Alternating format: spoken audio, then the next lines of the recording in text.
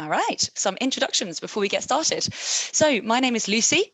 I am really excited to be here today because resilience is a topic that I am really passionate about.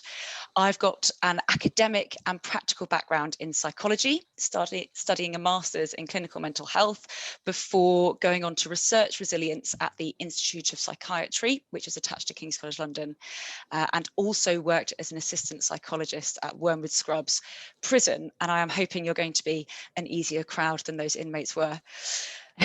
I have been a consultant supporting leadership teams for coming up to 8 years, and I specialise in people change management. And I'm Charlotte Eastwood. Hi, everyone. I can see a few friendly faces in the chat and in the audience. I also have an academic background in psychology. I studied it for 4 years and then became an assistant psychologist at Camden and Islington Psychological Therapy Service. It's a bit of a mouthful. Most people know it as IAPT now, and that looks at anxiety and depression. I've been consulting for about 4.5 years on complex change programs. And my sweet spot is all around change, culture, and leadership development. So I'm really excited to be here to talk about one of my absolute favourite topics. Thanks, Charlotte. And Charlotte and I work for a company called Gate One. And for those of you who aren't familiar with us, we are a change and transformation consultancy that supports clients on their most complex transformations, be that challenges about strategy, digital and customer transformation, or reimagining your operating model. And within our people change practice, we focus on change management, culture change, and leadership development. So as you can tell, we love the topic of resilience, and we're really excited to have actually a pretty diverse group of people joining us today. We've got representatives from loads of different sectors and positions, from government to aviation, general managers to executives. And you know, there's so much that we could have talked about. We've really tried to pick content that will be mostly relevant to all of you. And as such, it's focused on desk-based workers that are now working from home. So hopefully today will be a useful and practical overview of ways to protect your resilience. And what you can see is what we're going to cover. So after kind of understanding actually what on earth resilience is, we're going to look at how to build and maintain it personally for ourselves, and tips about how to do that within your teams. We'll touch on the role of the organisation at the end as well. So the format of the day is largely presentation. We will pause for questions throughout. You won't be able to come off mute, but do drop questions or comments into the chat. We've got a trusted colleague, Lauren, on the line who's going to monitor that as we go along. Or if you're more comfortable, please message her directly. There will also be just a couple of interactive bits, so have your phone and keyboard handy. Right, before we get into it, I'd just like to invite you to sit back and exhale. Let out your breath. Drop those shoulders. I wonder how often we just stop to do that. And as we'll see, a lot of resilience is about managing our energy. But first, why is it important that we consider resilience in the first place? You can see from the stats here that stress and pressure lead to a whole host of problems. Burnout, which relates to absenteeism, low engagement, presenteeism, turnover, poor performance. So investing in employee well-being and resilience leads to a happier, healthier, and more effective workforce. You know, consider the context that we're in. Transformations in businesses are continuing, just remotely. And we know that resilience is an important quality in coping with unsettling change and maintaining workplace performance. Transformations aside, employees have increasing expectations of the companies that they work for in terms of well-being and ways of working. And finally, of course, we are still trying to do all this whilst managing a pandemic. As well as personally challenging, you may have needed to manage a workforce experiencing difficult circumstances. So whatever your situation, we know that resilience is going to be absolutely essential this year, whether it be the winter blues, homeschooling chaos, isolation from friends and family, or the general never-ending global disruption, dare I bring it up. Resilience is also particularly important for leaders and managers for a couple of reasons. So firstly, due to the factors I just covered, businesses are facing tough decisions, and we don't want to be fatigued when making those difficult decisions, as we know from neuroscience that we're more likely to make poor judgments. Secondly, emotions are contagious, especially those of leaders. So when a leader fails to control or regulate their emotions, employees pick up on it. Staying consistent and calm will help your team members to do the same. Now, all of this needs resilience to manage and is much better managed when we're feeling resilient. And the good news is we've got more control over our resilience levels and our emotions than most of us have recognised. Okay, this is the first interactive bit. I've said it's important, but let's take a second to think, what does it actually mean for us personally? Because it looks different to different people, and we're really curious to know what it means for this group of people on this webinar. So if you would, grab your phone, open your camera app, and just hold it up against a QR code, and that should take you to a link automatically. If that's a bit beyond your phone's capability, then Lauren's dropped a link into the chat, which will take you directly to the question that we're asking. And we're curious, what does resilience look like for you? So how are you performing? What are you doing? How are you acting? Or sort of what are you feeling like? I'll just pause there and let you think of some words and phrases. This is anonymous, by the way, we're not tracing back to each device.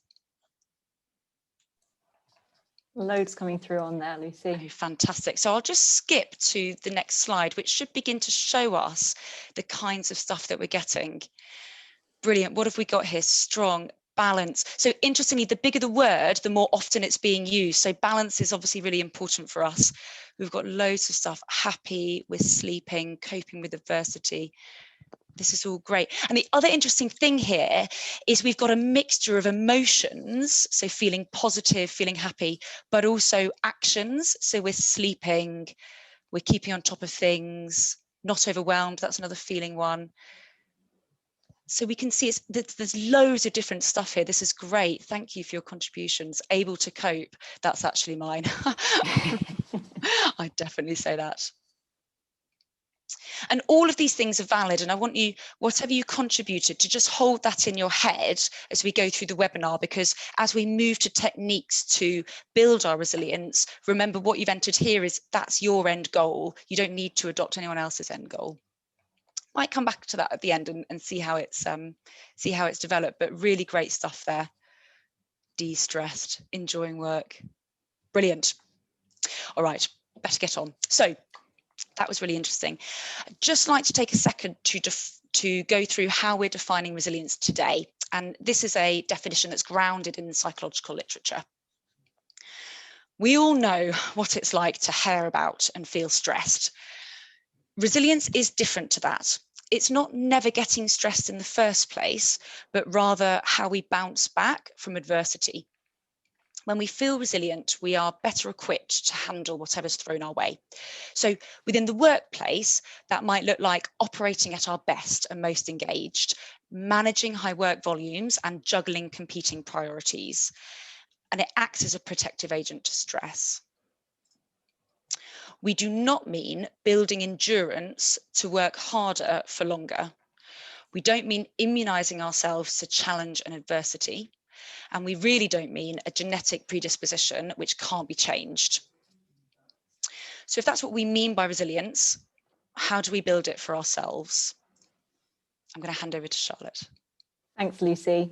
So where we're going to start is the center of our bullseye with personal resilience. And if you don't remember anything else from the rest of this webinar, just take away this. You cannot pour from an empty cup. To lead and support others through change effectively, you must take care of yourself too. I'm going to say that one more time, actually. You cannot pour from an empty cup. Okay. So I just want to give you a couple of seconds to think of these 3 questions for yourself. When in the week do you take time to unplug? Are you taking enough time? And how do you ensure that you're preserving your energy for what's really important? And actually, Lucy and I realized when we were working on this webinar that we hadn't been thinking about this one enough. So we had to take a bit of a taste of our own medicine with this one. But the point here is not to berate yourself about the things that you're not doing, but it's about building your awareness around the patterns of behavior that do and don't serve you. And that's what we're going to start looking at. So let's start by building our awareness about resilience. Bear with the metaphor. You can think of resilience as a bucket of water. In this case, the more you can turn on that tap, or the more taps you have in the bottom of the bucket, the better. This container itself represents our capacity to manage, which is related to resilience. And our capacity to cope is indicated by the size of this bucket. So that's from our early experience, it's our personality, it's our genes. And everyone's is a different size because of this, and that is completely okay. Now, the water in this bucket represents your stresses and the things that impact your resilience. And what we know is that stress flows into this bucket from all sources. So it could be work priorities, your working life, family and relationships, health, finances, anything else. And you'll note that actually they all go into the same place. There's not different buckets for different types of stress. And without awareness of what's going into this bucket, it can fill up and overflow. And that's really, really bad for coping. It can lead to snapping, it can lead to burnout. So resilience is really just all about preventing our bucket from reaching capacity. And there are some things that you can just say no to. So I don't know about other people who may have signed up for ridiculous challenges at New Year's, like a marathon. There are things you can just say no to so they don't become a stressor in the first place. But where we do have stresses, there's two ways we can deal with it. The first thing we can do is we can stem the flow into the bucket by consciously managing our stresses. And the second thing we can do is open the tap at the bottom to let it all out. So we're going to explore that now and give you some tools. So here's tool number one. This is about stemming the flow of the water into the bucket. We know humans are control freaks, and leaders in particular can sometimes find things hard to let go. But actually it's that feeling of losing control which fuels our anxiety the most. And taking control in and of itself is really powerful. It makes us feel calmer. It sustains our resilience. So the trick is really to identify what's in our control and what isn't. And this is all about two things, attention and choice. What the research tells us is that resilient people are just really, really good at paying attention to and expending the energy on things that are in their control, and then choosing to let go of the things that aren't. So this exercise is really simple. It's just about taking, even 10 minutes and a scrap of paper, drawing these two circles, and then looking at your stresses and plotting them within it. Then just really look at the circle and go, I'm going to consciously let go of all of that stuff, and I'm going to focus on the stuff in the middle. It's also really helpful as a tool for anyone on your team who might need some help focusing their energy into the right places. So it's a really great coaching tool you can take away. We're going to give you this example to take home, so don't worry about reading everything on the slide. But here's a few examples from personal experience that would go into my circles. So remote working, many of us are doing it right now. It's made us accessible 24/7. We've got very little excuse not to answer the phone. Our boundaries might have slipped by the wayside a bit. We might have noticed an increase in evening and weekend messages from colleagues and clients, and we can't control receiving these. But what we can control is whether we look at them or not. So for example, you could leave your phone in a different room when you go to bed, or you could hide the Outlook app at the weekend.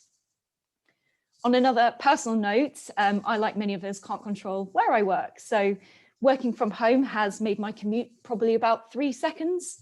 And that's really impacted my daily routine and my ability to switch my brain between working mode and relaxation mode at the end of the day.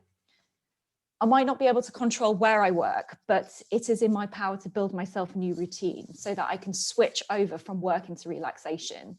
So I've got myself a new commute. I commute to work from my yoga mat, and I leave work via a walk around the block to clear my head.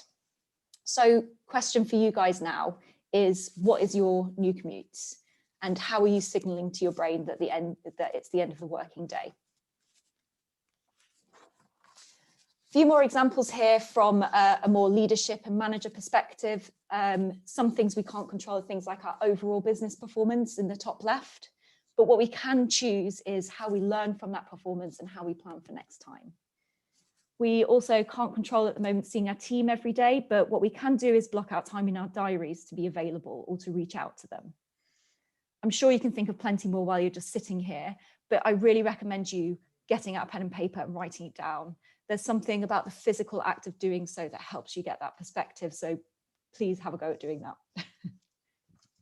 So if that is all about stemming the water to the top of the bucket, this one's all about opening that tap at the bottom. So we know that stressors, they will get through. You can't stop everything. So we really have to think about how we manage it when it gets into the bucket. We've got a 5 a day here. It's based on research by the NHS. I'm going to go through it quite quickly. Again, we'll give you this afterwards. And I really want to spend some more time focusing on the work smart. I'm going to mix it up now. Work smarter, not harder in the top right. But let's start first, positivity and gratefulness. Research has told us that people who can see the positives and are better at regulating their emotions, they bounce back from negative experiences more quickly. So try something like this. Finish each day by writing down something that you felt positive about. Did you get some good feedback? Did your dog not bark through your meeting? Did your doorbell not just ring like mine did? Social connections as well. At heart, we are we're social animals, and resilience is associated with these strong social connections. So give someone a ring instead of emailing them or messaging them. Spend the first 5 minutes of your next meeting just catching up on life. Share your most ridiculous lockdown purchase. Mine was a Zoom magician, for example. You can put yours in the chat if you want. I'd be really interested to hear them. The next one is about looking after yourself in the bottom left. So we've talked a little bit about boundaries before. It's really hard in a remote world to choose your boundaries, but do choose some, communicate them, and then stick to them. So give yourself a lunch break, put it in your diary so everyone can see it. Or when you tell your team what time you're signing off today, actually do it and don't go back to the laptop. And this is really important. Our brains, just like our laptops, do need to be shut down sometimes and not put on standby. So give yourself a proper break. Health, I'm not going to teach you how to suck eggs, but we know that exercise is really important to regulate emotions. So you can really build this into your daily routine as well. So some things I do is I pace while I'm on the phone. We have one-to-ones as walking meetings, so we just call each other. Or you could use that lunch break that you just gave yourself a second ago to go for a walk. So lastly is working smarter, not harder. As we've said, resilience is not about working longer hours. It's not about working harder. It's about using that time and energy that you already have most effectively. So an example is, are you a morning lark or are you a night owl? I'm a night owl personally. So I actually schedule my meetings in the morning. I try to take a longer lunch break, and then I go back to work around 6 o'clock when my brain works better. And by doing so, I'm using my brain to its best, but I'm also getting that relaxation time in the day that means I'm not missing out and switching off. I know that's not always possible for people, but where you have the opportunities, take it. You can also make some small changes to how you go about your daily work to maintain your resilience. And I'm going to take you through just a couple of our favorite tips. These are the ones that when we talk to clients, they go back to again and again. They believe they're the best. It's not just coming from us. But these are the 4 Ds and the Eisenhower matrix. So the 4 Ds on the right is all about email management. When you open your email, make a conscious choice to do one of these 4 things. Delete it, do it right now, delegate it to someone else, defer it to when you have more time. That's it, very simple. The Eisenhower matrix is named after President Eisenhower. I assume he was a very busy man, so it must work. This is about prioritizing your time effectively. And it's really important. There's a real common misconception that you should be spending the majority of your time looking at things that are urgent and important, particularly against this backdrop of COVID, in which you've had to focus so much time and attention just on firefighting. It can actually become quite addictive to be in that box. But actually the sweet spot is to get across to not urgent but important on the top right. And that's so you can focus on things that are long-term and strategic. Great example here, urgent and important, you know, dealing with problems on the ground with your team working remotely. Not urgent, but very important, thinking about your strategy for return to work when the vaccine becomes available. I also personally use this matrix to write my to-do list. Chronological lists mean you quite often focus on things that are come in straight away and come in first rather than things that are more important. But by really drawing out the matrix and plotting things into it, what you're able to do is really focus on the things that should be your priorities. So that's all for personal resilience. I'll just take a quick check in the chat to see if we've got any questions before I hand over to Lucy for teams.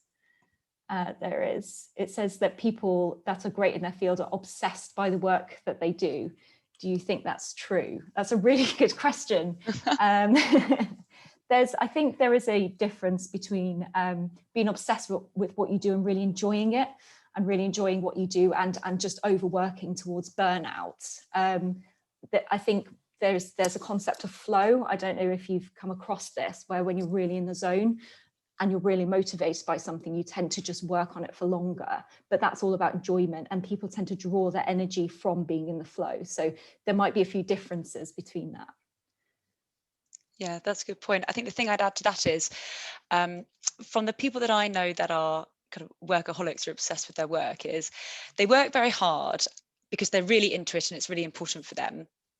And that's great. Remember, our buckets are all different sizes, so people can kind of get very preoccupied with topics to different extents.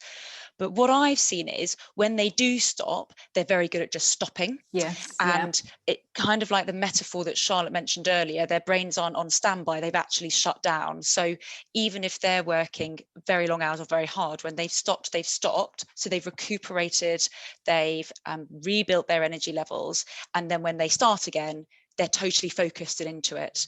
So that's certainly something I've observed in colleagues that I've learned a lot from, as someone who has a tendency to, even when I stop working, I'm still ruminating about it a bit. And that means I'm not properly restoring myself. Just a point of view. And I think the other point about this is whether that work is a stressor to them or not. If it's not a stressor to someone, then it's less likely to impact your resilience. Yeah. So, you know, if you're someone, I don't know, an artist or someone that loves their work and does it all the time, it's not necessarily a stressor.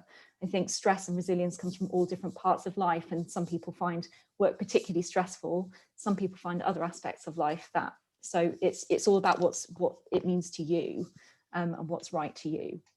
Yeah, really good question though. Love it. Is there anything else burning in the chat, Charlotte, or shall I crack on? Because we'll pause again later. No, there's some fab comments about lemon trees. But yes, let's move on. But if you have more questions, definitely post them in the chat. Marvellous. Okay, so as well as personal resilience, we know how important team resilience is right now, but we are working with a lot of leaders who are unsure what they should be doing for their teams. So we wanted to cover that a little bit. When we talk about team resilience, we are referring to a team's collective ability to absorb, cope with, and recover from pressures, challenges, or adversity. It's not just weathering the storm, it's truly resilient teams continuously improve behaviours and processes that help them and the wider business to better manage pace, change, and pressure. And it's a really important characteristic of the most successful teams. So, how do you maintain it? Really, by keeping your teams under the right amount of pressure. So the diagram here is a performance pressure curve, and that explains how too much or too little pressure has a negative impact on performance. The optimum levels are in the comfort and stretch zone. Too long on the right-hand side of this graph shows where your team members are starting to feel overwhelmed and resilience is breaking down. Now, it's worth noting that this pressure doesn't have to be work-related. Remember, we've only got one bucket. External things cause pressure too. For example, you know, a family member goes into hospital. That's going to impact you.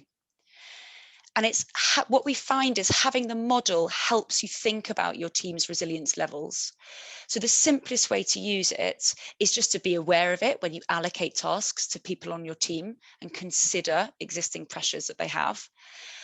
An even better way to use it is to bring it to your next team meeting.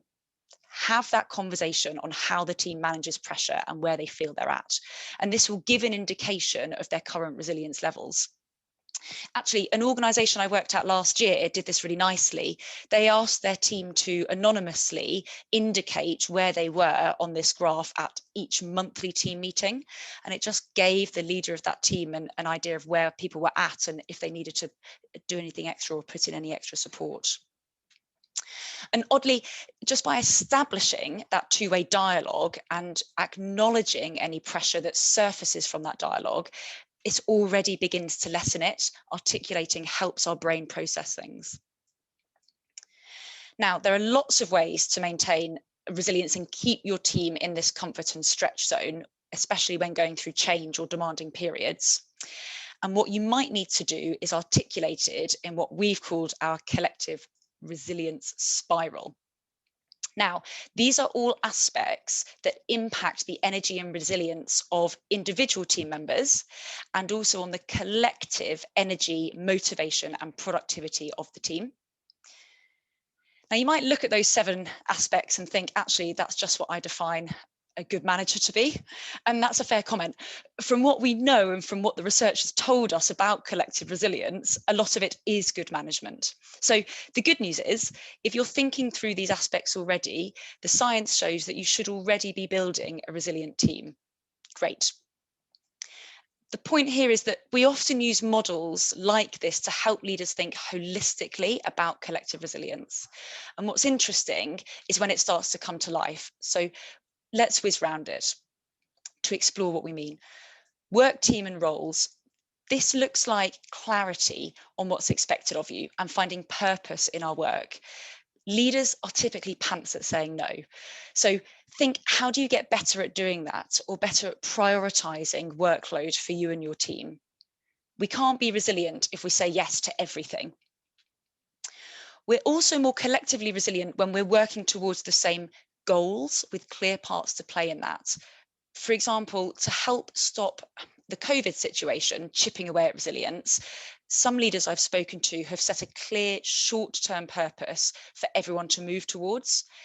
And this is an interesting human trait, actually. Purpose, we do really need it to feel motivated and feel resilient. I noticed it a lot. This is not a relevant example, but I noticed it a lot in my work in Wormwood Scrubs prison. If you take away someone's purpose for their day-to-day life, they are a bit lost. Anyway, back to business. Leadership behaviours, very simple. How you act as a manager or a leader significantly impacts a team. And I'm going to come back to this in more detail. Day-to-day experience. Are breaks taken? Can people work flexibly?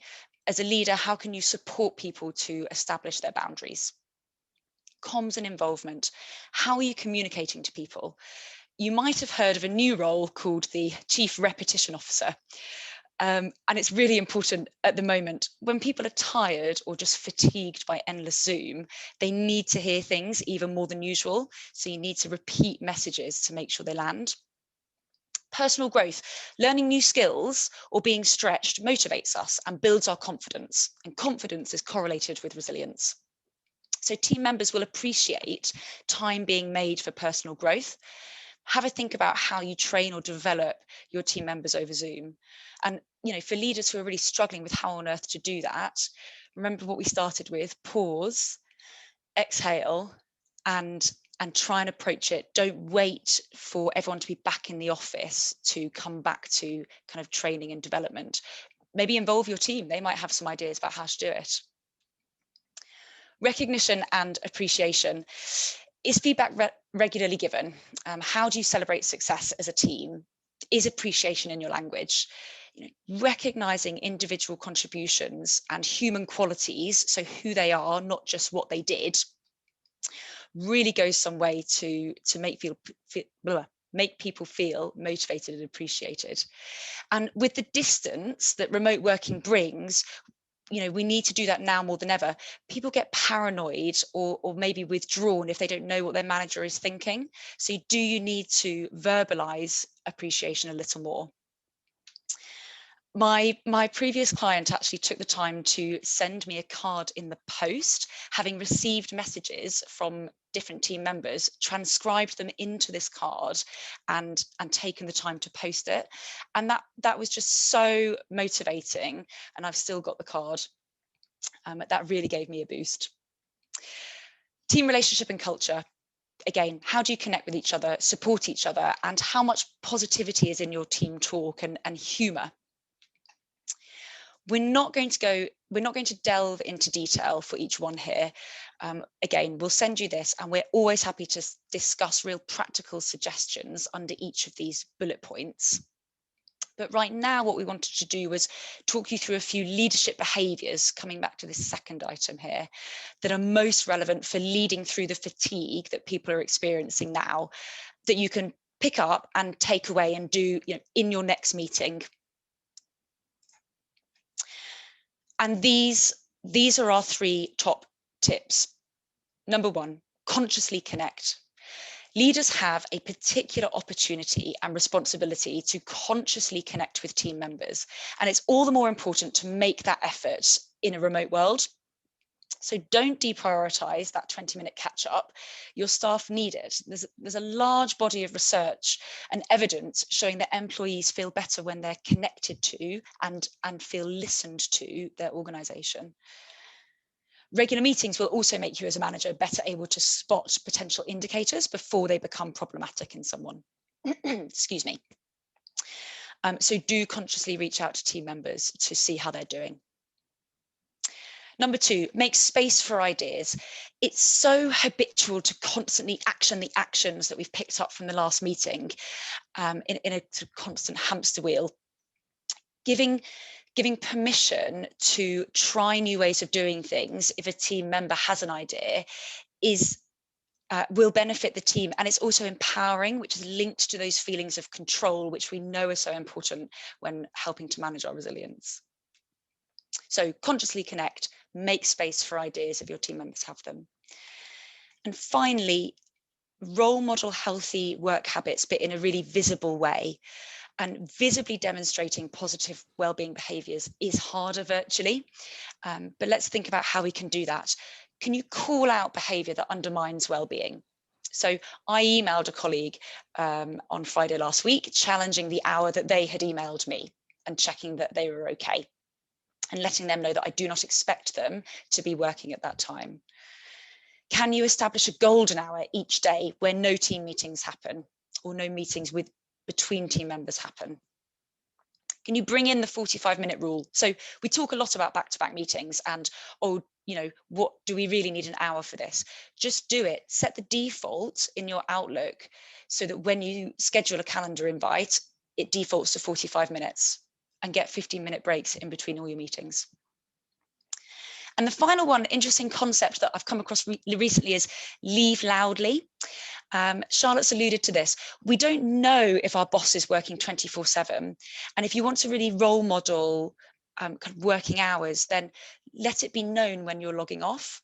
Just an informal Teams message. Hey guys, signing off for the night, see you tomorrow. So leave the workplace loudly so people can see you logging off or taking a lunch break. Now, guys, we know all this, and I know that you know it, but it's worth calling out as it's harder remotely and it's easy to forget. We need to consciously think about how we do these things. Now, it's also worth noting that different leadership behaviours are appropriate at different points during a transformational change. And Charlotte's going to give us some clues about how to behave at what point now. Yeah, thanks, Lucy. So we've talked a lot about kind of the everyday so far, but we know that as well as the day job, a lot of leaders and teams are dealing with periods of disruption. So, for example, your major change programs or transformation or an international pandemic. And Lucy's mentioned leadership behaviours directly impact the team. And when life throws these curveballs, we often experience this roller coaster of emotions. And research by Elizabeth Kubler-Ross has found that these emotions follow a really similar pattern, which we know is the change curve, which is on your slide right now. And change just in and of itself is quite stressful. It can deplete our energy and resilience. But what we know about resilient teams is it's not that they don't experience this curve, but they flatten the curve, not in the Boris Johnson sense, but they do flatten the curve. Their emotional response is less intense, and they move towards the right-hand side, towards new normal quicker. And as leaders, our behavior can directly impact the flattening of this curve. I won't go through all the sections in detail. We've got an article that we're going to share afterwards, so you can explore that. But let's take a look at some key leadership behaviors across these 4 sections. And let's think of an example that might be coming up for a lot of you soon. So imagine later in the year, you can return to the office, vaccines in place, and now you expect Bob and your team to be working from the office 3 days a week in workwear, not in their PJs anymore. So first, what you might find is there is some shock and maybe some denial. So surely it's not safe. I quite like working at home, not sure I want to do this. Now's the time to be directive as a leader. So with this, what I really mean is to be the chief repetition officer, as Lucy said, and give some clear, consistent messaging. So yes, this is happening. It's happening on this date. This is how it's going to work. Here are my expectations. Repeat, repeat, repeat. As this message then starts sinking in, and we can see we're going down the curve, you might experience some resistance and some low energy, people not coming in at all. This is where people are at their least resilient. So be really clear again around your expectations, give constructive feedback, but support your team to make the change. Bob, you didn't come in last week. Can we talk about how we can make this work? This isn't about reprimanding, it's more about working together. So find ways for Bob to experiment in the new world. Perhaps he comes in 1 day a week at first and builds up, or he comes in for a shorter amount of time or just one meeting. And as Lucy said, role model those new routines and those new habits that you expect from others.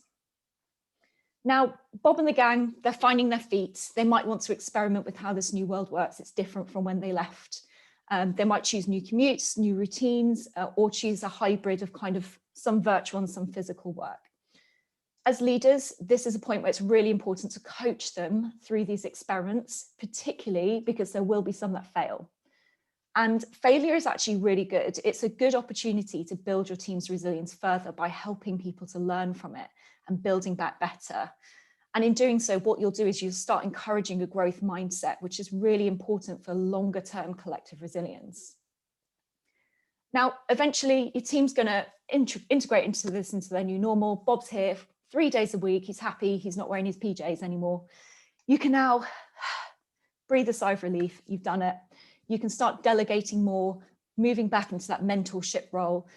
But here's a really great time for you to celebrate success, really reinforce those new behaviors and mindsets, and also sit down with your team and get some feedback. Ask Bob how you could do better next time. Use this as a real opportunity to become a better leader yourself. So what you can see here is there's different types of leadership. They're really relevant for different parts of the transformation journey. So it's important to tailor your behavior to those different parts of the journey. And this will help you to maintain that well-being in your team and move across the curve quicker. I know we've gone through this at extreme speed, and there's more in the article, but we'll take some more questions at the end and we can unpick this if that's what you want to do. Over to Lucy. Thanks, Charlotte. Actually, have any more questions come into the chat? Because we do have time if people want to delve into something specific. Not at the moment. Great, no, that's fine. Lovely. In addition to what leaders and individuals do, there is a piece on what the organisation needs to do to provide a foundation for healthy and resilient working. Now, we purposely haven't tried to explore this as it really deserves a webinar in itself, but what I wanted to flash up was just some basics that most organisations have in place. And as leaders, you might want to think about what exists that you want to tap into and influence at an organisation level. So for example, my previous organisation realised that they do have an employee assistance programme, but no one was aware of it, let alone knew the number. So they just did some simple, they made space for it on all hands calls and flagged that they had it.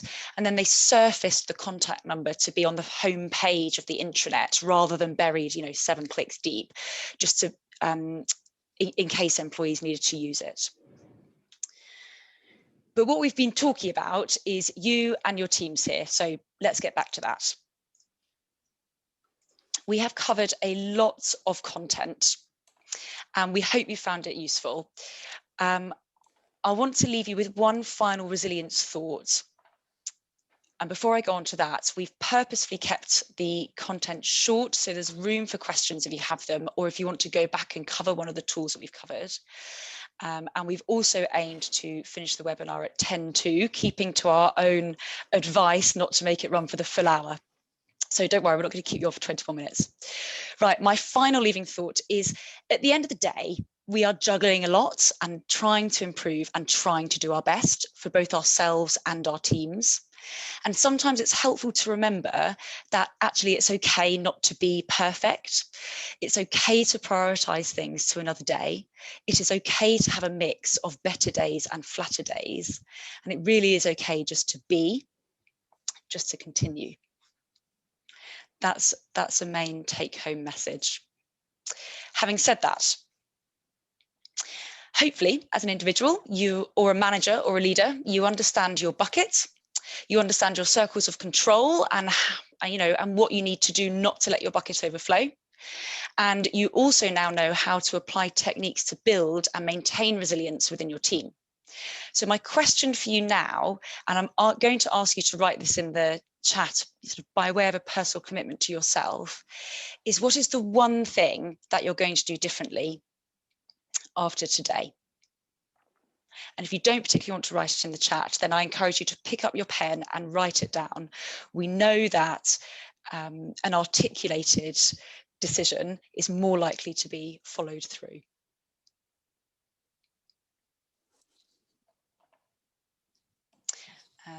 I'm just trying to think what mine would be. There's a couple coming in around the golden hour and leaving loudly. That seems to have hit a chord.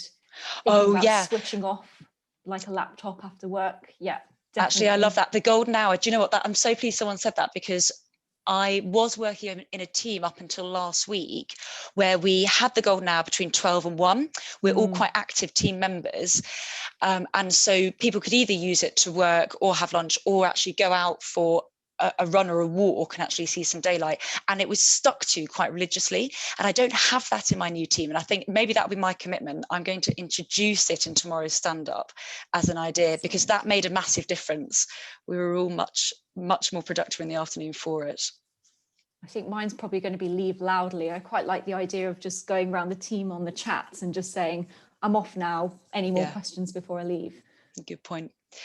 I think I might have seen, I think someone's raised their hand.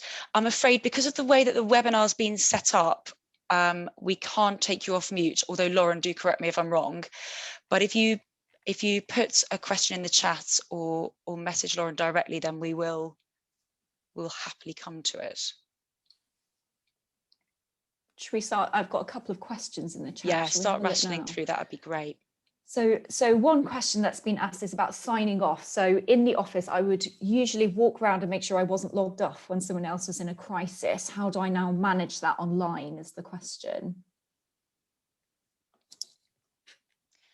Sorry, Charlotte, my headphones glitched. Could you repeat it one more time? Yeah, no, it's okay. I can start with it. So the question is, now we're online. If you used to go around all of your team and walk around in the office and just check you weren't leaving before while someone else was having a crisis, how do you do that now online?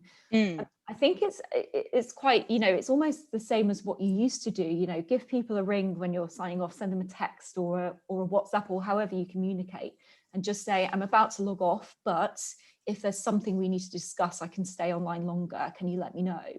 Anything like that, just make sure, in the way that your actions would speak louder than words, you don't have them anymore. So you have to say what you're doing more. But, be really open.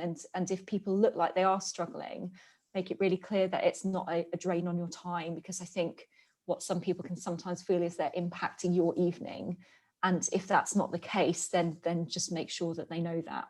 Yeah, no, that's a good point, Charlotte. And also, I think just be aware that any new habits or expectations that you want to bring into your team will take a bit of time for them to kind of really understand them and trust them. So it may be actually that your expectation of how late they work hasn't changed, but they've felt like it has, or they've crept into a habit of working longer.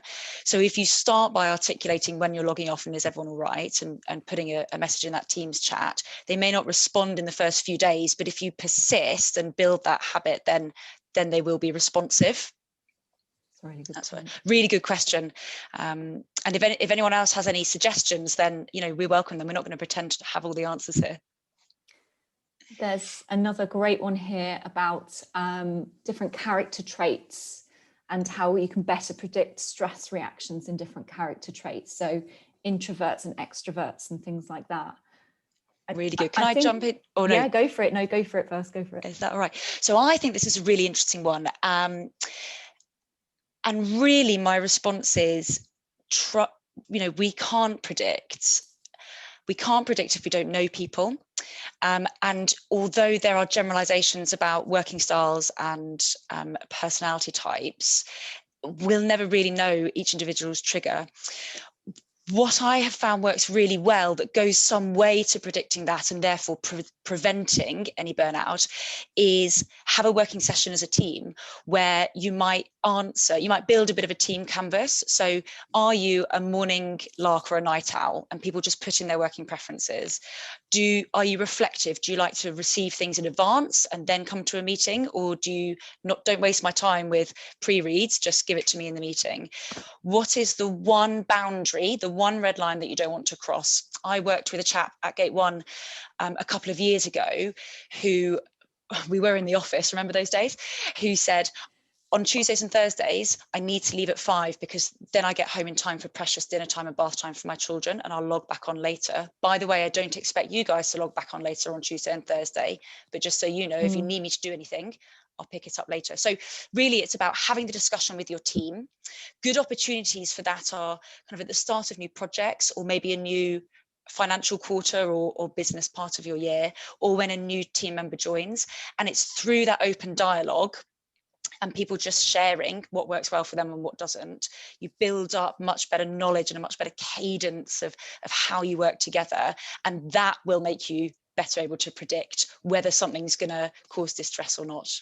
A bit of a long-winded answer. Charlotte, anything to add? And did that make sense? No, I think that's absolutely spot on. I think, allowing people to actually tell you how they react when they're under extreme pressure is more useful. It also helps them build their own awareness of what that might look like. So some people just aren't aware. My other observation is often people either act extremely in their character, so they go to an extreme of what they usually do, or they go flip into the exact opposite. So you might get someone who is normally an extrovert being extremely extrovert if they're feeling under pressure, or the opposite and completely withdraw. So, if you want a quick tool, it's more looking for things that are really out of character. And the way to approach that is to just start having conversations early around, I've noticed that you've been out of sorts, or that your behavior's changed. Is everything okay? Can we do anything to support you? But definitely, I think the best thing to do is ask them. Before we move on to the next question, I'm keen to commit to formally closing at 10 to, for those that want to leave and take a break, but we'll stay online, don't worry. So let me just flash up my last couple of slides and then we'll come back to the rest of the questions. So just to flag that, the internet has so much stuff on this that you could drown. So what you can see on the screen here are some links to the other interesting videos or articles that are written specifically with a kind of business lens. That may be of interest. And we have another webinar coming up in February to continue our webinar series on the digital workforce. And finally, we are going to share the tools that we've covered today, along with sort of basic instructions on what to do with them, following our aim to make this as easy as possible just to pick up and run with. And for those that have to drop, it was really just to say that thank you so much for your time and your attention. well done for making the time to attend this. You know, just by thinking about this stuff, you're making a difference, and have a really good day. Bubbles may not be the traditional health food, but Charlotte and I definitely find they help with resilience. Absolutely. But we are going to stay online if there's other questions. I'll just stop sharing. Were there other things we wanted to come to, Charlotte? And feel free to email us or get a hold of us on LinkedIn if you want to discuss this further. Let's have a look at the questions. I received, you began to touch on it actually just in your answer just then, Charlotte, but I received a question in advance of this webinar around kind of what indicators should I look out for if one of my team members is struggling. And I noted down a couple of things. So the first is anything out of character. So are they withdrawing? Are they, has the quality of their work dropped? Has that attitude changed? Things they might say is, oh, I'm just really tired right now, or I feel a bit flat. But actually the biggest indicator is they'll probably say nothing. And let's be honest, we're British and we like to have stiff upper lips, no matter how friendly your organisation is. So look out for things that are out of the ordinary, but it's really those regular checkpoints and directly asking someone, how are you doing today? And the today word is a great one, because if you just say, how are you doing? Or how are you feeling? Everyone just says, oh, I'm fine. But if you say, how are you feeling today?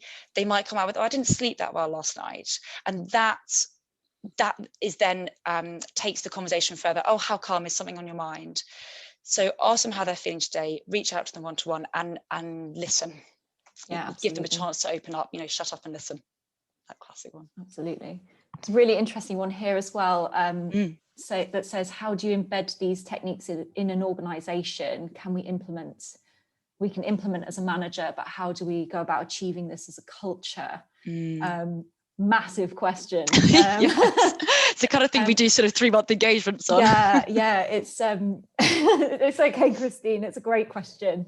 But yeah, no, it is really important that it's not just in pockets and that this is consistently happening throughout. I think in general, you know, Lucy and I are both change managers. There's something about a bit of a process around raising awareness of this and why it's so important, but then equipping people with the knowledge and skills that they need to actually do it for themselves. And then there's a piece around how do you reinforce this behaviours and managers to say, this is really important to us, we need you to do this. So there's a bit of a journey that you need to go on. Again, really happy to have a more detailed conversation about that. But yeah, I think it's fantastically important to have that as part of your culture, and great you're thinking about it. Yeah, and in terms of sort of where on earth do I start? If you're talking enterprise wide, it's got to be a priority for the organisation. So that means it's got to be a priority for people at the top level. And they need to start articulating that and setting that expectation. And then once it's got, you know, once you've talked the talk, you need to walk the walk. So then it's about looking at what existing processes you've got or levers that you've got that you can pull on to begin to make it an organisation-wide thing. For example, training middle managers, who are often the squeeze middle, on how to spot signs in their teams. So it's not the organisation taking on the whole organisation. It's sort of, you know, what do we need to do to support our managers so they can support their teams? It's things like, can the organisation set up mental health awareness training? We know that awareness is the first step to doing something about it, and set up a group of mental health allies. That's not just a thing to say, look, we're doing it so you know we care. This is actually providing someone that a colleague can have a confidential conversation about, but who knows the business context that they're in. So there's various kind of processes and organisation-wide schemes that can be set up to walk that talk, but it's got to be talked about and it's got to be a priority at the organisational level. Otherwise, you can do it by stealth. So as Charlotte said, do it in your team, show how it's done well, pocket of success. And then when someone says, oh, your team's doing great, how do you do that? Then say, do this. And then gradually, you know. That's a very good point as well.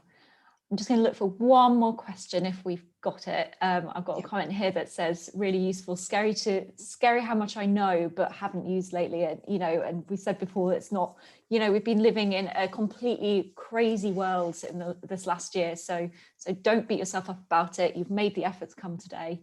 Yeah. And actually, can we just linger on that? Because that's really important, because we hear a lot of stuff. Get a good night's sleep, you know, switch off, don't check your emails at the weekend. And I think that when you think to yourself, why don't I just do this?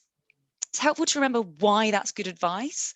You need a lunch break because your glucose levels will have dropped. Your brain is 2% of your body weight, but takes up 20% of the energy that you consume. So you need to replenish those levels in order to have a functioning prefrontal cortex, the front bit of your brain, which is your decision-making center.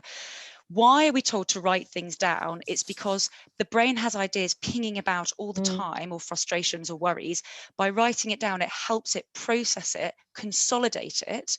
And that's when you're in a headspace where you're more able to face into it and do something about it. So, you know, keeping a grateful diary, gratitude journal isn't just about being a pious person. It's because it helps focus your brain's attention on things that you're grateful for, or on positive bits in your life. So have a think about why it is that you're being asked to do it and why it is that you're not able to do it. Because I mean, that's humankind, right? How do we build habits that are good for us?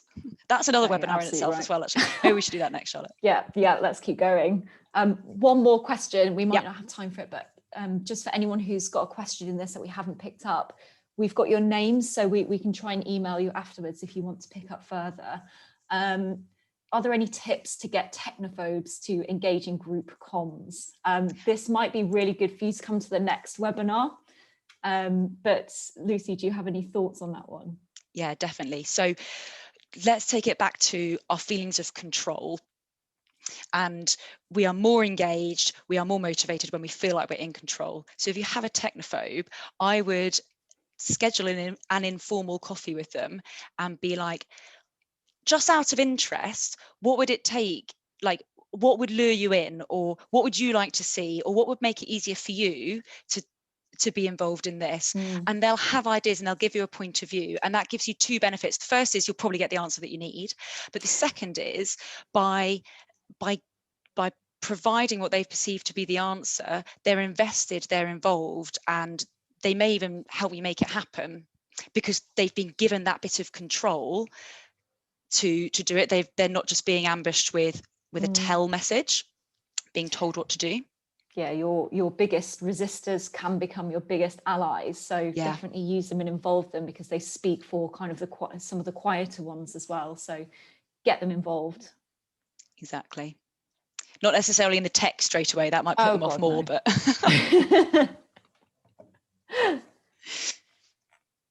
I think that's mainly it. But if anyone has any further questions, feel free to reach out to us. We're always available by email. You can connect with us on LinkedIn and we can have a chat.